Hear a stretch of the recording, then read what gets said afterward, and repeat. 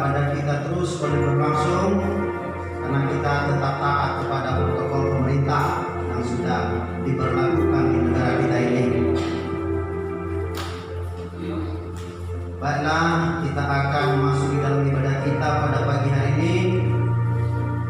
Kepada jemaat Tuhan yang masih ada di luar supaya masuk, karena kita akan memulaikan ibadah kita.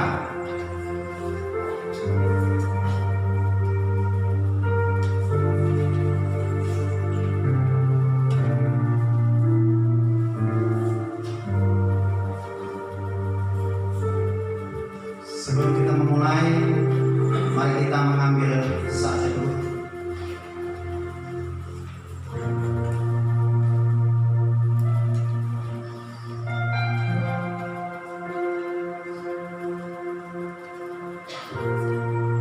Amin. Kami undang jemaat untuk bangkit berdiri. Mari kita memuji Tuhan dari nomor nyanyian kita Metodis Indonesia nomor 2 ayat 1 sampai 2.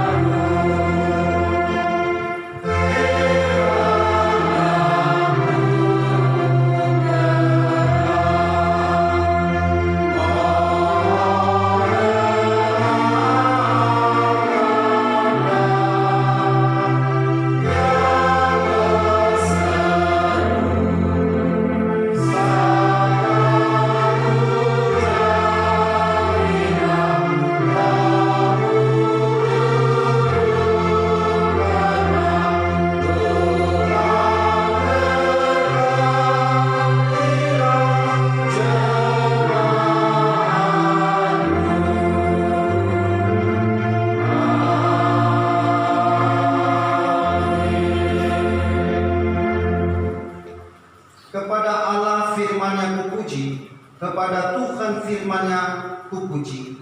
Kepada Allah aku percaya, aku tidak takut. Apa yang dapat dilakukan manusia terhadap aku? Pertolongan kepada kita adalah di dalam nama Allah yang menjadikan langit dan bumi. Turunlah kiranya atas kita sekalian anugerah dan sejahtera daripada Allah Bapa dan daripada anaknya Yesus Kristus. Amin. Kita kembali memuji Tuhan dari nomor 42 ayat 1 saja.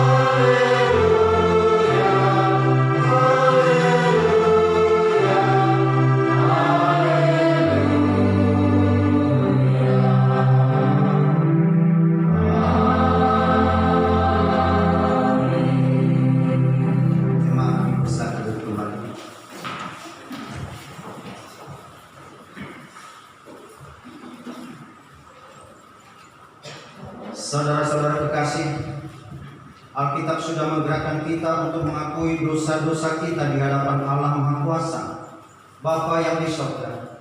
Dengan hati yang hancur dan ingin bertobat, Kita menghampiri Dia supaya kita memperoleh keampunan oleh anugerah dan kebaikan hati Tuhan. Kami berharap dan memohon kepada-Mu yang hadir saat ini, bersama-sama kita menyampaikan doa pengakuan kita. Mari kita berdoa. Bapa kami yang di surga, dengan kasih-Mu Engkau telah menjadikan kami, dan dengan kasih-Mu Engkau telah menjaga kami, dan dengan kasih-Mu Engkau juga hendak menjadikan kami sempurna. Dengan rendah hati kami mengaku bahwa kami tidak mengasihi-Mu dengan segenap hati, roh, jiwa, dan seluruh tenaga kami. Kami juga tidak mengasihi sesama kami manusia sebagaimana Kristus telah mengasihi kami. Memang Engkau di dalam kami, tetapi nafsu kami telah membuat kami lupa akan kehendak-Mu. Ampunkan kami Bapa, dan tolonglah kami agar kami bertobat dari dosa-dosa kami dan dari hidup kami yang salah itu. Pimpinlah kami dengan Roh-Mu agar kami dapat berlaku seperti yang Engkau kehendaki, sehingga kami dapat masuk ke dalam kemuliaan yang sempurna daripada ciptaan-Mu, demi Yesus Kristus Tuhan kami. Amin. Mari kita ambil saat teduh, kita berdoa di dalam hati kita masing-masing.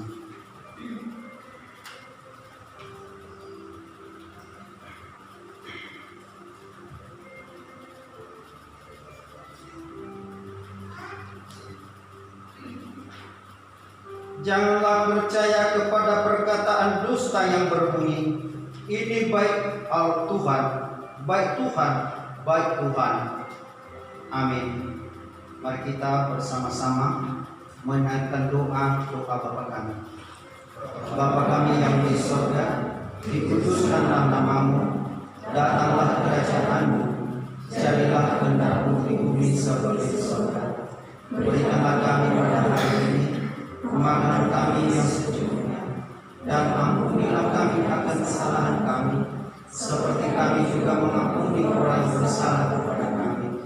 Dan janganlah membawa kami ke dalam pencobaan, tetapi lepaskanlah kami daripada yang jahat, karena Engkau-Lah yang mempunyai kerajaan dan kuasa dan kemuliaan sampai selama-lamanya. Amin. Responsorial kita pada pagi ini yaitu dari Mazmur 86 ayat 1 sampai 10 dan 16 sampai dengan 17. Mazmur 86 ayat 1 sampai 10 dan 16 sampai dengan 17. Kita baca secara responsorial dan karena itu kami undang jemaat untuk bangkit berdiri.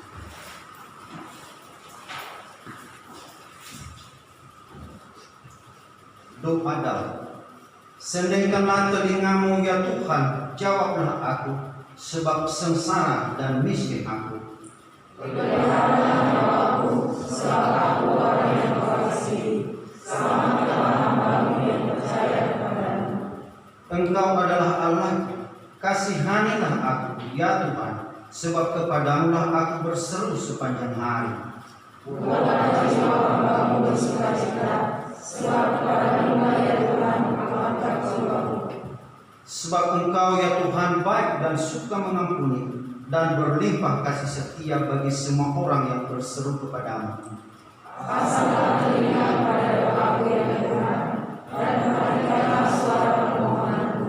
Pada hari kesesakanku, aku berseru kepadamu, sebab Engkau menjawab aku. Tidak ada seperti Engkau yang adalah Allah yang benar, dan tidak ada seperti apa yang Kau buat. Segala bangsa yang Kau jadikan akan datang sujud menyembah Dia di hadapan-Mu ya Tuhan, dan akan memuliakan nama-Mu. Sebab Engkau besar dan melakukan keajaiban-keajaiban, Engkau sendiri saja Allah. 16. Berpalinglah kepadaku dan kasihanilah aku. Berilah kekuatan-Mu kepada hamba-Mu, dan selamatkanlah anak laki-laki hamba-Mu perempuan. Kita bersama-sama ayat 17.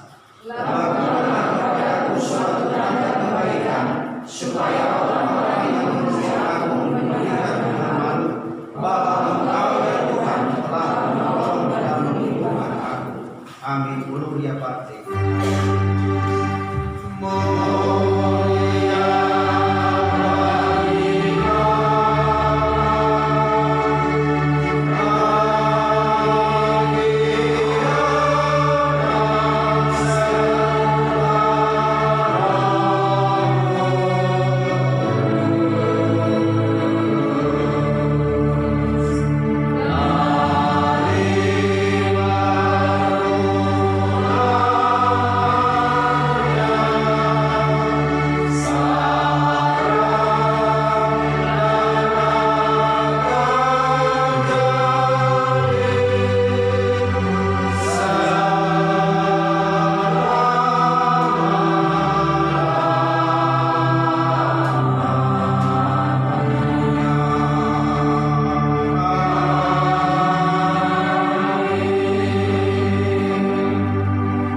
Saudara-saudara yang dikasihi oleh Tuhan, marilah kita bersama-sama menyatakan pengakuan iman resmi kita demikian.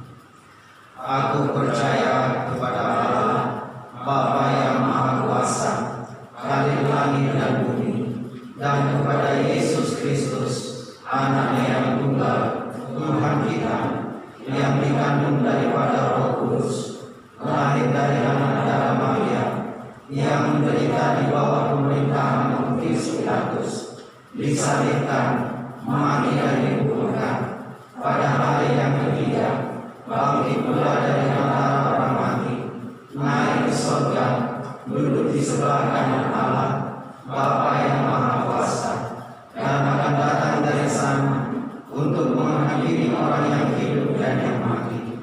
Aku percaya pada Roh Kudus, Gereja yang kudus dan am, persekutuan orang yang kudus, pengampunan dosa, kebangkitan daging, dan hidup yang kekal.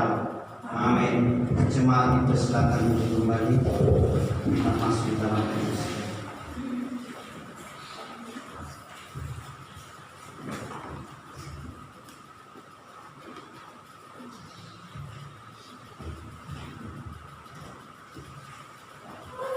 Episode kita hari ini diambil dari Roma 6 ayat 1-11. Demikian firman Tuhan. Mati dan bangkit dengan Kristus. Bolehkah kita bertekun dalam dosa supaya semakin bertambah kasih karunia itu? Sekali-sekali tidak. Bukankah kita telah mati bagi dosa? Bagaimanakah kita masih tetap hidup di dalamnya? Atau tidak tahukah kamu bahwa kita semua yang telah dibaptis dalam Kristus telah dibaptis dalam kematiannya? Dengan demikian kita telah dikuburkan bersama-sama dengan Dia oleh baptisan dalam kematian, supaya sama seperti Kristus telah dibangkitkan dari antara orang mati oleh kemuliaan Bapa, demikian juga kita akan hidup dalam hidup yang baru. Sebab jika kita telah menjadi satu dengan apa yang sama dengan kematiannya, kita juga akan menjadi satu dengan apa yang sama dengan kebangkitannya. Karena kita tahu bahwa manusia lama kita telah turut disalibkan, supaya tubuh dosa kita hilang kuasanya, agar jangan kita menghambakan diri lagi kepada dosa. Sebab siapa yang telah mati, dia telah bebas dari dosa. Jadi jika kita telah mati dengan Kristus, kita percaya bahwa kita akan hidup juga dengan Dia. Karena kita tahu bahwa Kristus sesudah Dia bangkit dari antara orang mati, tidak mati lagi, mau tidak berkuasa lagi atas Dia. Sebab kematiannya adalah kematian terhadap dosa satu kali dan untuk selama-lamanya, dan kehidupannya adalah kehidupan bagi Allah. Demikianlah hendaknya kamu memandangnya, bahwa kamu telah mati dari dosa bagi dosa, tetapi kamu hidup bagi Allah dalam Kristus Yesus. Berbahagialah mereka yang mendengarkan firman Tuhan dan melakukannya di dalam kehidupannya hari lepas hari. Tuhan Yesus memberkati. Amin. Arahkan mengarah pikiran kita tertuju kepada firman Tuhan yang akan disampaikan oleh hamba Tuhan. Dan untuk menyambut firman Tuhan, mari kita angkat pujian kita dari nomor 93 ayat 1. Dan kami undang jemaat untuk bangkit berdiri. Amin.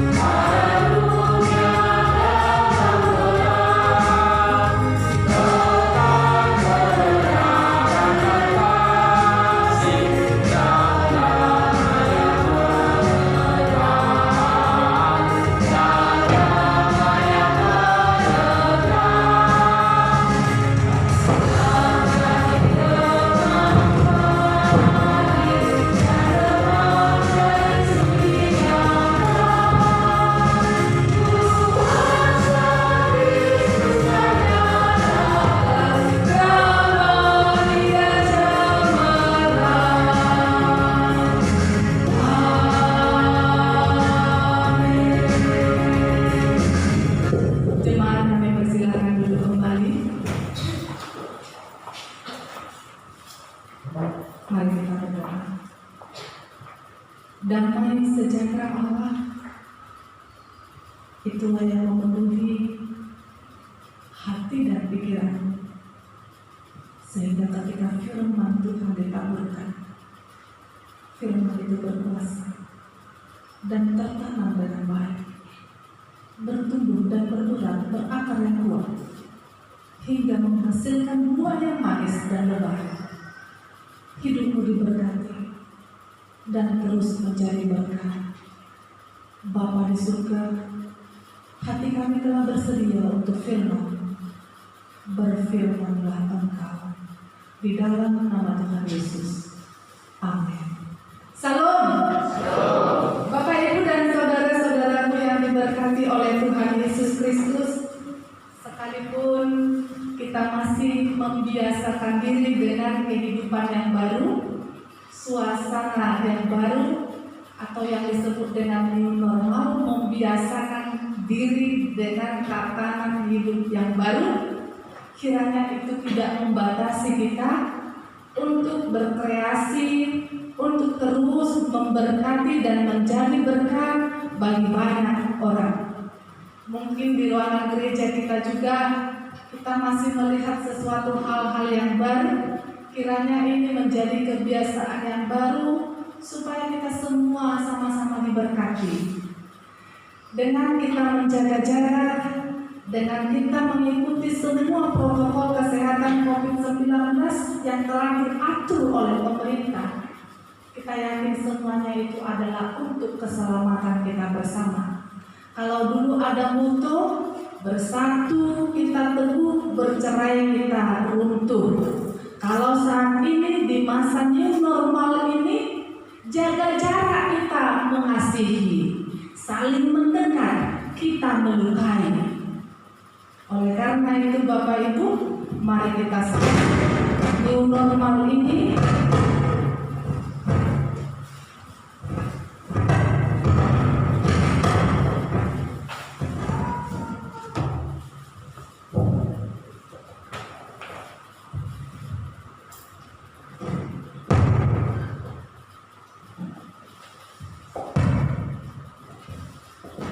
Maaf Bapak Ibu, ada kesalahan teknis sedikit. Kita sambut new normal dengan satu keyakinan bahwa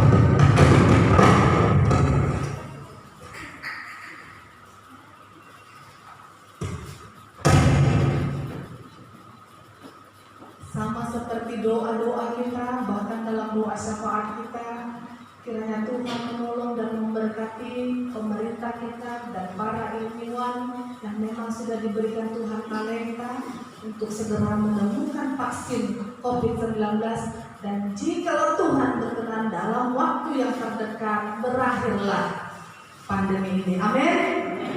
Bapak, Ibu, dan saudara, kita akan disapa oleh firman Tuhan dari kitab Matius, Injil Matius pasal 10 ayat 24 sampai dengan ayat yang ke-39. Matius pasal 10 ayat 24 sampai dengan ayat yang ke-39. Kami akan bacakan untuk kita sekalian, demikian firman Tuhan. Seorang murid tidak lebih daripada gurunya, atau seorang hamba daripada tuannya.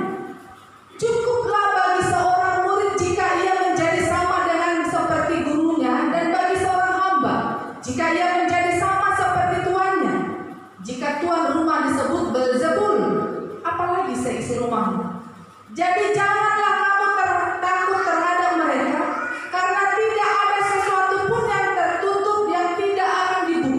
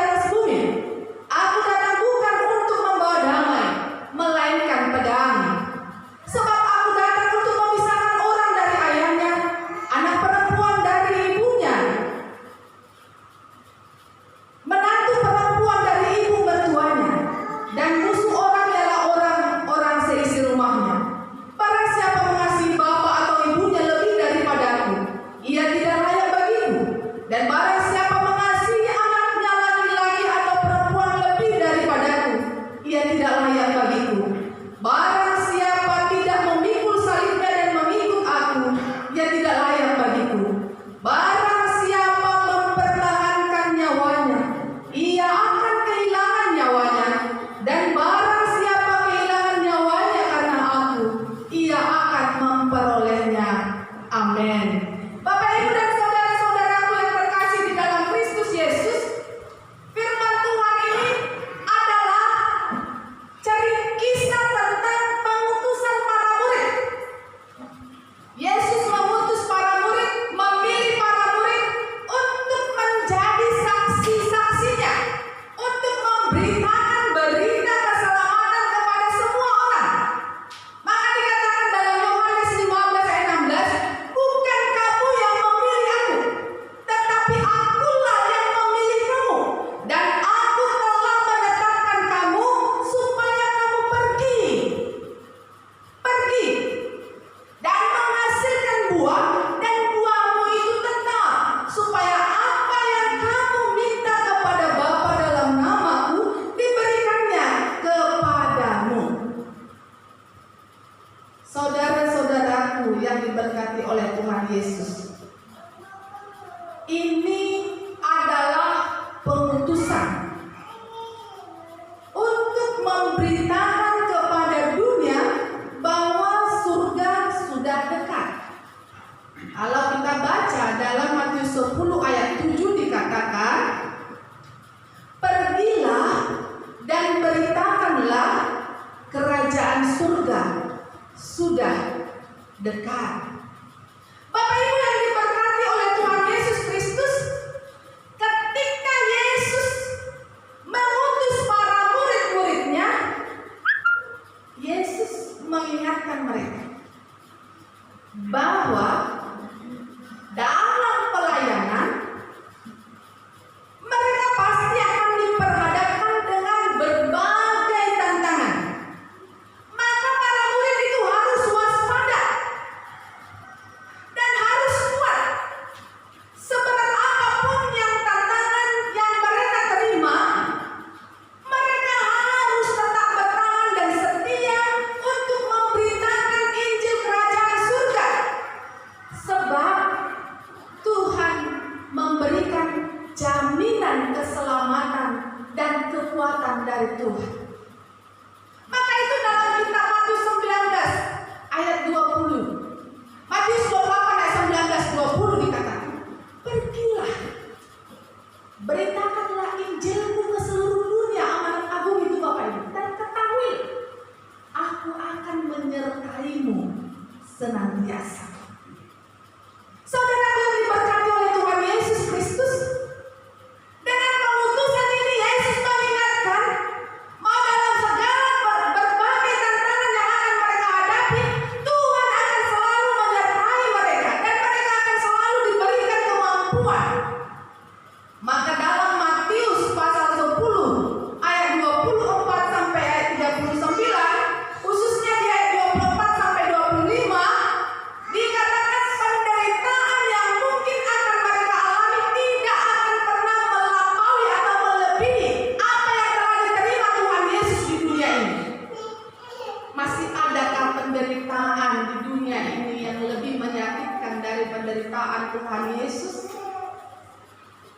Sejak dalam kandungannya Bapak Ibu, sejak dari kandungan Yesus sudah menderita.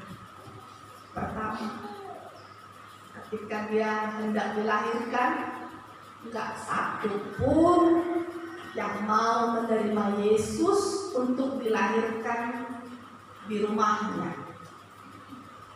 Sehingga Yesus harus lahir di kandang domba. Setelah Yesus lahir, ada perintah Kaisar Agustus untuk mendaftarkan semua anak-anak. Dan setelah itu apa yang terjadi, saudaraku? Anak-anak akan dibunuh oleh Herodes. Dan kemudian Bapak Ibu dan saudara-saudaraku, di sepanjang Yesus bekerja keras juga. Dia bekerja sebagai tukang kayu. Jadi hidupnya tidak santai-santai, tidak bermalas-malasan. Dia adalah anak Allah 100%, tapi dia juga adalah manusia 100% karena dilahirkan oleh seorang perempuan, Bunda Maria. Dia bekerja sebagai tukang kayu seperti bapaknya Yusuf. Sehingga saya teringat kembali dengan tempat duduk kita, Bapak Ibu. Di gereja kita nggak ada yang langsung tukang kayu, tetapi ada yang mau memberikan hatinya untuk membaguskan kayu-kayu bangku kita. Ibu-ibu pasti udah nyaman duduknya kan? Nggak ada lagi yang terkait-kait kebayanya. Udah bisa dibongkar kebaya yang cantik-cantik itu untuk Tuhan. Selama ini ibu-ibu selalu ada keluhan takut pakai kebaya yang cantik karena sering datang ke gereja masih cantik pulang. Oh iya katanya tertarik karena bangku-bangkunya sudah rusak. Terima kasih buat Bapak Ibu yang sudah mau memberikan hati, tenaga, waktu, pikiran, ide-ide untuk memperbaiki bangku-bangku kita yang walau kita sesuaikan dengan keadaan pandemi COVID-19 yang 3 bulan lebih kita tidak bisa ibadah di gereja, situasi keuangan kita pastinya tidak mampu, tetapi Tuhan tolong melalui para teman-teman dan Bapak Ibu yang terus mendukung pelayanan kita. Bapak Ibu di rumah juga bisa beribadah dan itu adalah bahagian dari dukungan kita untuk perbaikan gereja kita. Bapak Ibu dan saudara-saudaraku yang diberkati oleh Tuhan Yesus Kristus. Di usianya yang ke-30 tahun Bapak Ibu, Tuhan Yesus terus mengalami penderitaan yang bertubi-tubi. Dia dihina, dia diejek, bahkan sampai dengan penderitaan yang total, yaitu kematian di kayu salib seperti kematian atau hukuman seorang penjahat keras kakap dan mati. Yang lebih menyakitkan lagi Bapak Ibu, dikhianati oleh muridnya sendiri, disangkal oleh orang yang dianggapnya kuat mendampinginya seperti Petrus. Ada banyak sekali penderitaan. Dan itulah yang mau disampaikan oleh Tuhan Yesus. Seorang murid tidak lebih dari gurunya, seorang hamba daripada tuannya ataupun tuan rumah dan seisi rumahnya, sebagai hubungan dirinya dengan murid-muridnya. Kalaupun mereka harus menderita penolakan dan penganiayaan atau tantangan-tantangan di dalam kehidupan di sepanjang pelayanannya, ketahuilah saudaraku bahwa penderitaan itu tidak akan pernah melampaui penderitaan Yesus. Tidak akan melebihi dari penderitaan Yesus. Yesus jamin itu. Manusia bisa ingkar yang janji, tetapi Tuhan kita tidak pernah ingkar janji. Dia jamin penderitaan kita sebagai pengikut Kristus tidak akan pernah melebihi penderitaan Tuhan Yesus. Mengapa saudara? Sebab ada jaminan kehidupan. Mengenai keselamatan Tuhan Yesus, pastikan bahwa keselamatan hidup para muridnya akan dijamin oleh Tuhan. Sebab yang memanggil dan mengutus para murid itu bukan karena kemauan mereka terlebih dahulu, tetapi Tuhan yang memilih mereka seperti yang dikatakan oleh firman Tuhan dalam Yohanes 15:18 tadi, bukan kamu yang memilih aku, tetapi akulah yang memilih kamu, firman Tuhan. Supaya kamu menghasilkan buah yang lebat dan manis untuk memberkati banyak orang. Sehingga komitmen kita untuk mengikuti Yesus itu harus jelas. Harus jelas saudara-saudara.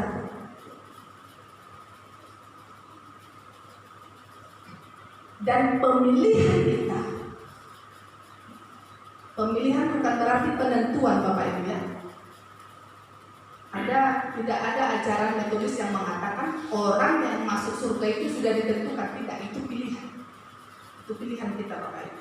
Ketika kita memilih untuk ikut Tuhan, berarti kita ada pilihan itu. Yesus, Tuhan tahu.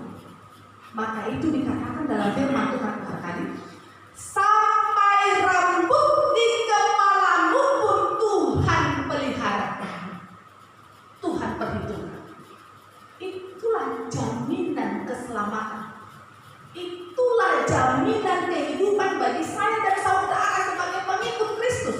Jadi Tuhan tahu untuk mengikut Yesus itu ada syaratnya. Yang pertama, menyangkal diri dan memikul salib. Wah, ini berat Bapak Ibu. 2 kalimat, menyangkal diri, memikul salib, lalu ikut Tuhan. Menyangkal diri ini sungguh berat. Menyangkal diri artinya menolkan diri kita, menolkan kepentingan diri kita sendiri, lalu mengutamakan kepentingan Tuhan. Apa kepentingan Tuhan ini nih? Beritakan kabar baik, beritakan Injil Kerajaan Surga kepada semua orang, supaya semua orang memperoleh keselamatan. Bapak Ibu dan saudara-saudaraku, maka kalau untuk mengikut Tuhan masih ada lagi embel-embel di belakangnya, itu belum siap menyangkal diri. Kemarin Bapak Ibu, saya hampir terjatuh. Dari tahun yang lalu di bulan 10 kami sudah diingatkan di bulan 5 sekitar minggu kedua itu kami harus melayani di GMI Binjai, Getsemani Binjai, dengan pelayanan khusus yaitu Hari Ibu sedunia. Sampai di bulan 2 kami diingatkan masih oke. Lalu di bulan 3 saya mulai tawar-menawar, begitu dinyatakan lockdown, artinya semi-semi lockdown. Begitu Bapak Ibu ya. Di bulan 4 saya pastikan kemungkinan besar saya tidak bisa. Karena kami pun ibadah di rumah, alasan COVID-19. Akhirnya renung demi merenung, ditambah lagi boksu itu selalu ingatkan, tolonglah pendeta. Akhirnya di awal bulan 5 renungkan lagi. Dan kami katakan, baiklah. Tetapi semua harus safety. Karena kami kebetulan mendengar pada saat itu ada di sini ada saya angkat, yang murid di gereja, murid di sekolah itu positif COVID-19. Itu masanya pada saat itu, sehingga saya tolak begitu. Karena baru pulang dari Yerusalem. Jadi satu keluarga itu dikarantina. Tapi lama-lama dengan bujukan dari pendeta, ayolah pendeta, iya, tapi tolonglah sedikit. Saya bolak-balik tanya, berapa orang di dalam live streaming, berapa orang, bagaimana kegiatannya, ini itu dan ini itu. Hampir terjatuh Bapak Ibu, mengutamakan kepentingan diri sendiri. Walaupun saya atasnamakan dengan hikmat, harus berhikmat begitu. Tetapi akhirnya saya katakan, ya saya siap, mohon ampun Tuhan. Hampir kesana. Dan puji Tuhan, semua aman. Walaupun diam-diam saya mengisolasi diri saya sendiri. Dalam waktu 2 minggu itu saya tak mau bertemu dengan jemaat di luar rumah. Bapak Ibu dan saudara-saudaraku yang diberkati oleh Tuhan Yesus. Menyangkal diri itu adalah syarat pertama untuk mengikut Tuhan.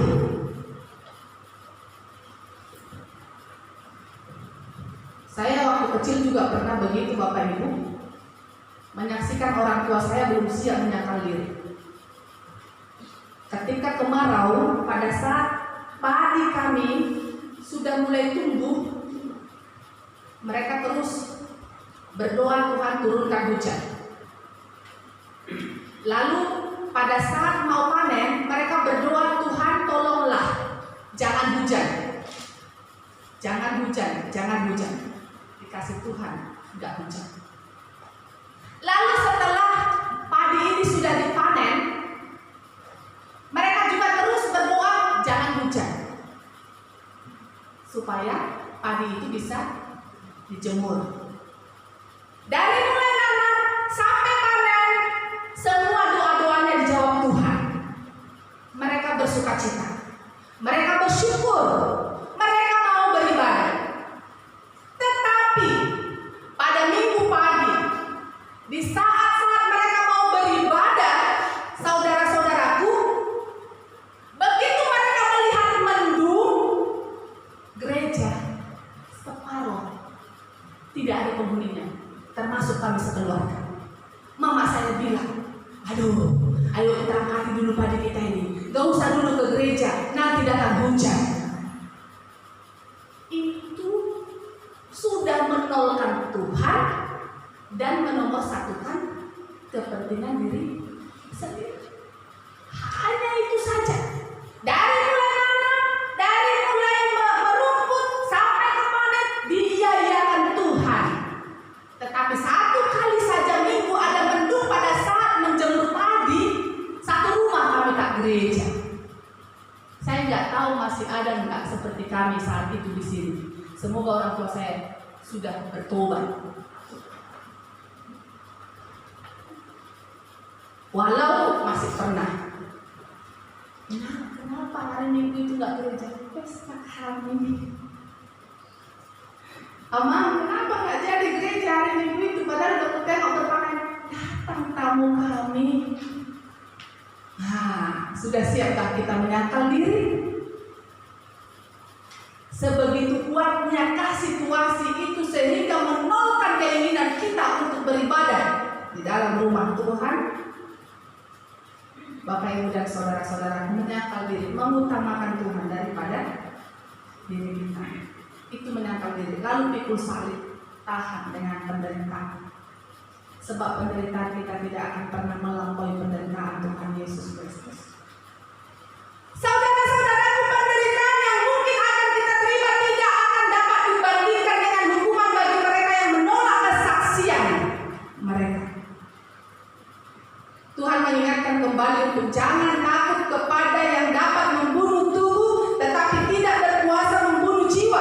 Sebab hanya Tuhanlah yang berkuasa membunuh jiwa dan tubuh. Oleh sebab itu, kalaupun mereka akan menerima suatu penganiayaan, mereka harus menyadari bahwa itu tidak akan sebanding dengan apa yang akan mereka dapatkan, yaitu hukuman dari Allah yang akan membunuh baik tubuh maupun jiwa mereka. Artinya, Bapak Ibu, di dalam pelayanan, di dalam mengikut Tuhan mungkin tantangan kita. Semakin kita dekat dengan Tuhan pasti semakin banyak tantangan saudara. Karena sudah dua itu syarat utama untuk mengikut Yesus, menyangkal diri dan memikul salib, yaitu penderitaan. Itu sudah pasti. Nggak ada orang yang dekat-dekat dengan Tuhan mulus-mulus hidupnya. Bahkan sampai harus meneteskan air mata dan sulit mengungkapkannya dengan kata-kata. Bagaimana penderitaan yang kita alami. Itu sudah menjadi bagian dari kehidupan orang Kristen yang setia mengikut Tuhan. Tetapi saudara, penderitaan yang kita alami di sepanjang mengikut Yesus itu tidak sebanding pahitnya dengan penderitaan ketika kita menyangkal Tuhan. Penderitaan kita akan jauh lebih pahit, baik di dunia maupun kehidupan setelah kematian. Kan ada masa penghakiman nanti, Bapak Ibu. Ketika Yesus datang kedua kalinya, dia akan menghakimi orang yang hidup dan yang mati. Selama hidup kita menderita karena mengikut Kristus tidak akan sebanding dengan penderitaan orang yang menyangkal Tuhannya. Baik kehidupan di dunia maupun kehidupan setelah kematian kita nanti, penderitaan itu jauh lebih pahit. Maka kita memilih yang mana, saudara? Penderitaan selama mengikut Tuhan, tetapi ada jaminan keselamatan untuk kehidupan yang kekal abadi, baik selama di dunia maupun setelah kematian. Atau kita memilih penderitaan yang kekal, baik selama di dunia maupun setelah kehidupan, setelah kematian. Pahitnya penderitaan itu melampaui akal dan pikiran kita. Pilihan itu ada di tangan kita, saudara. Jikalau kita taat dan setia dan bertahan terus menghadapi penderitaan sebagai pengikut Tuhan, ingatlah janji Tuhan, saudara. Penderitaan tidak akan melampaui penderitaan Tuhan. Yang kedua, jaminan keselamatan sudah Tuhan tentukan untuk saya dan saudara. Amin. Dan yang terakhir, saudara-saudara, sebagai pengikut Kristus, ingatlah Tuhan selalu memelihara hidup, bukan nanti setelah kita mati, tetapi hari ini juga. Kita dibandingkan dengan kehidupan burung pipit yang harganya hanya berapa ribu, yang harganya mungkin sangat murah, tetapi burung pipit itu saja dipelihara oleh Tuhan, apalagi engkau yang adalah karya agung Tuhan. Ketika menciptakan burung-burung pipit itu dan burung-burung dan semua yang merayap di muka bumi ini, Allah dalam proses penciptaannya ada berkata, jadilah, maka jadi. Hanya dengan berfirmanlah Allah, jadilah binatang, jadi. Jadilah tumbuh-tumbuhan, jadi. Jadilah terang, jadi. Tetapi dalam penciptaan manusia, Allah tidak hanya sekedar berfirman, tetapi ada proses. Maka disebut kita karya agung. Kita ciptaan yang dimuliakan oleh Tuhan. Dia ambil dari tanah, lalu dia proses sedemikian rupa. Bayangkan Bapak Ibu membuat guci dari tanah liat. Sentuhan cinta nggak bisa kasar-kasar ke situ ya Bapak Ibu ya. Saya teringat masih waktu SMA membuat guci dari tanah liat, disuruh guru seni rupa itu. Kita harus hati-hati dengan penuh cinta, sentuhan-sentuhan yang sangat manis. Kita harus usahakan supaya guci itu jadi dan bagus. Ada proses lagi. Sudah dipodal-podali, diatur-atur lagi, podal-podali, atur-atur lagi. Apa bahasa Indonesia saya nggak tahu, maaf Pak Liga. Belum nulis juga bahasa Indonesia saya. Apa artinya itu? Nah, itulah itu Bapak Ibu ya. Begitu prosesnya. Seperti itulah Tuhan. Dia membentuk kita dari debu tanah liat itu, dan setelah diperlihatkannya, diperhatikannya segambar dan serupa dengannya, belum berhenti prosesnya. Dia hembuskan nafasnya Allah, ruahnya Allah, roh Allah diberikan kepada kita. Maka setelah kita mati, jangan katakan rohnya melayang-layang kemana-mana. Oh bukan, orang rohnya dari Tuhan kok. Mana bisa dia melayang-layang? Tuhan yang memberi, Tuhan yang mengambil. Terpujilah Tuhan, kata ayo. Tuhan yang memberikan roh itu. Ya maka ketika kita mengembuskan nafas terakhir, roh itu kembali kepada Sang Empunya. Kita adalah karya agungnya Allah yang sedemikian rupa dan begitu butuh proses untuk membentuk kita dan menjadikan kita manusia yang hidup. Karya agung Allah. Bukankah kehidupan kita lebih terjamin dan lebih dipelihara oleh Tuhan daripada burung pipit itu? Oleh karena itu, mengapa saya dan saudara harus takut menjadi pengikut Tuhan yang walaupun harus diperhadapkan dengan berbagai banyak tantangan. Jangan takut saudara. Setia.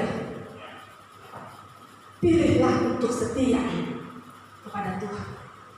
Penderitaan itu hanya sementara. Dan di dalam penderitaan itulah kita menemukan kebahagiaan yang sesungguhnya, saudara. Tahap demi tahap ketika kita mengalami penderitaan itu dan kita diperhadapkan dengan sesuatu yang indah. Oh Tuhan, sama ketika kita lapar Bapak Ibu. Ketika lapar, siapa bilang tidak menderita? Saya dengan si Tami aja berusaha untuk diet supaya bisa kurus sedikit.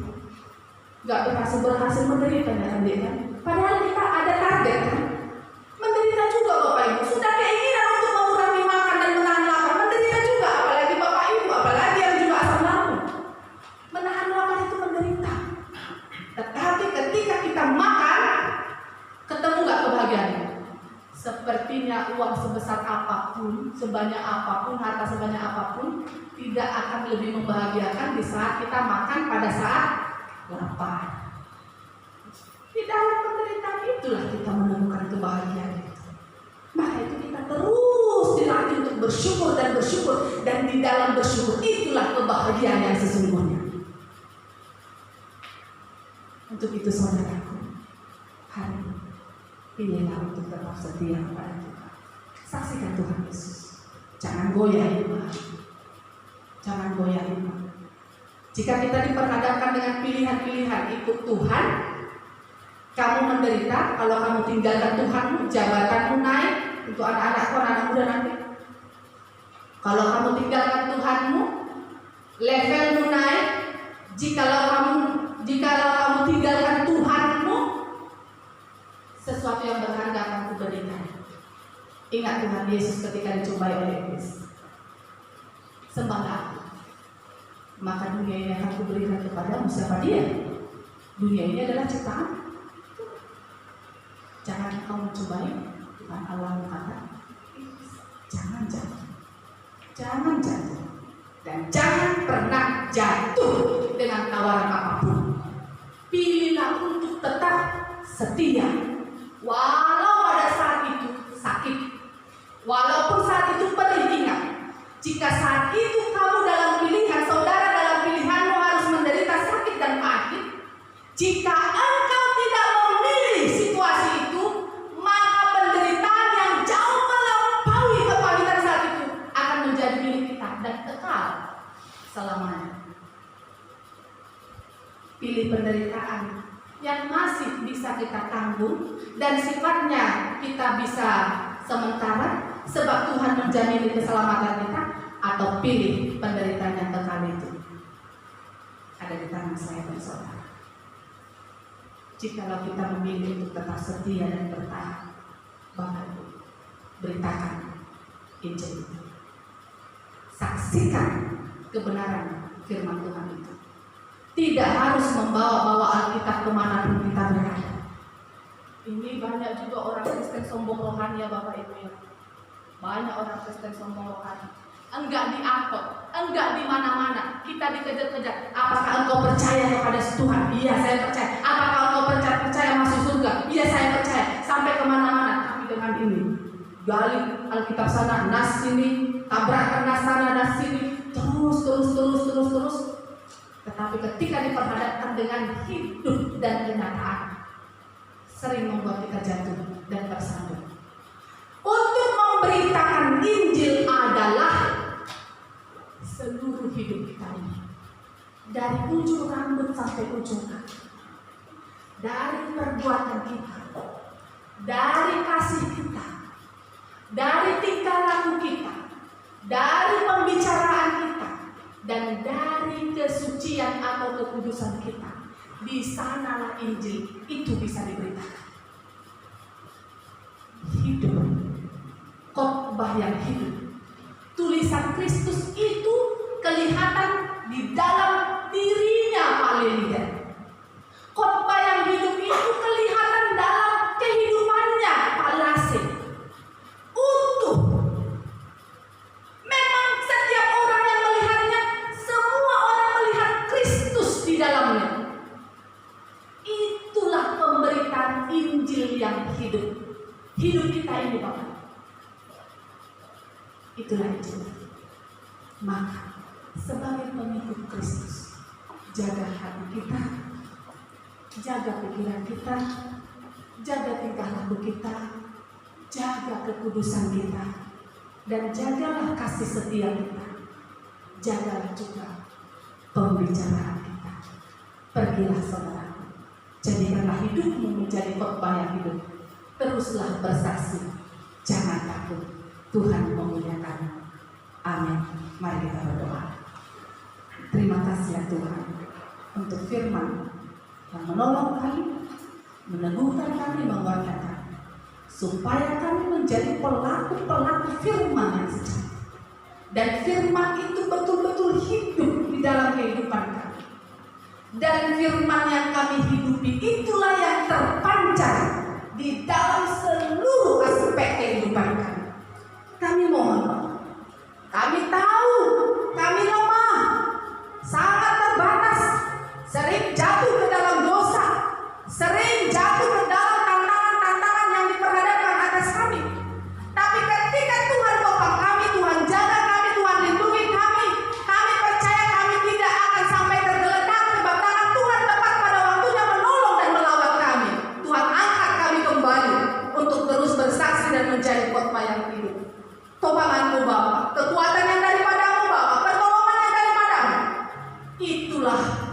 yang kami butuhkan. Jangan pernah tinggalkan kami, sebab kami tahu ketika kami memilih menjadi pengikut Kristus, di depan mata kami sudah diperhadapkan tantangan demi tantangan, dan mampukan kami untuk terus mampu untuk menerobos semua tantangan itu, dan kami dimenangkan oleh Roh Tuhan. Di dalam nama Tuhan Yesus kami berdoa. Amin. Bapak, Ibu, dan saudara-saudaraku, mari kita responi firman Tuhan dari nyanyian rohani tertulis nomor 63 ayat 1 dan ayat 3. Di ayat 3 nanti saudara bangkit berdiri. Saksikan Tuhan Yesus.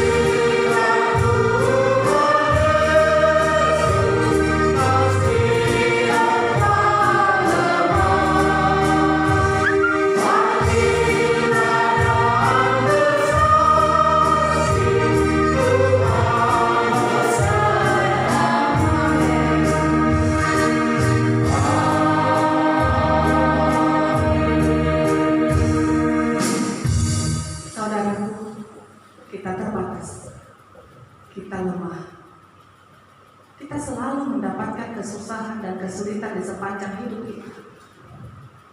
Di saat kita memberikan hidup kita menjadi pengikut Kristus yang setia. Tetapi firman Tuhan katakan bahwa Tuhan akan pelihara hidup, bahkan sampai jumlah rambutmu pun diperhitungkan oleh Tuhan.